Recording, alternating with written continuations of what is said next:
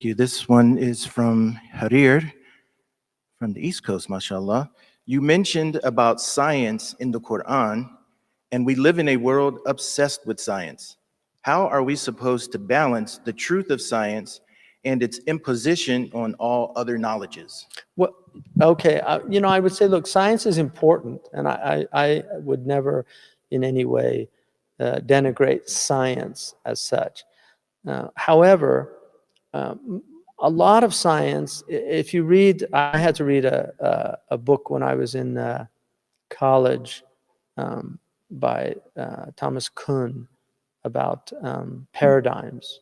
And he shows in that book how science always has these anomalies, and the anomalies often will create problems for scientific theories, and then a new theory will emerge. And so it's very difficult to latch on to something like science as an absolute, because much of science is what in logic we call saving appearances. For centuries, people were absolutely convinced that the sun went around the earth, and that's certainly how we experience it. Nobody talks about an earth turn. Like, they don't say, oh, what a beautiful earth turn. We still talk about a sunrise and a sunset. So that's the fitrah, right?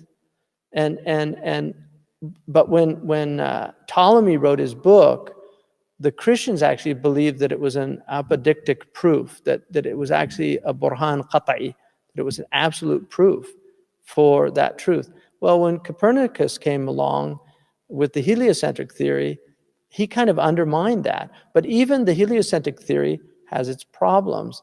It's not like these are absolute. It's the best explanation. It's the simplest, using Occam's razor to explain something. But it doesn't mean the Ptolemaic it's not also a valid theory. It is a valid theory. It's just no longer the dominant scientific theory. But people that study the Ptolemaic theory know that, okay, now I understand why people for 1,000 years believe that theory, because he does prove his things. He had to create epicycles and all these things to explain retrograde activity and things. I mean, the students here study that at Zaytuna. So how do I view it? I think they're both true. I think experientially we're in a Ptolemaic world, but I think in reality it's Copernicus is right. So this is like Sharia and Haqiqa. I don't have a problem with two. I can grapple with the both. I don't think they're contradictory. They're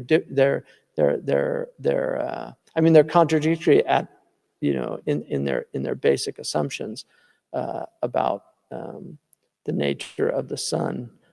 Is it stationary and we're going around it, or is it going around us and we're stationary? But experientially, I can understand how one is true, phenomenologically, to use a big word, and how the other is true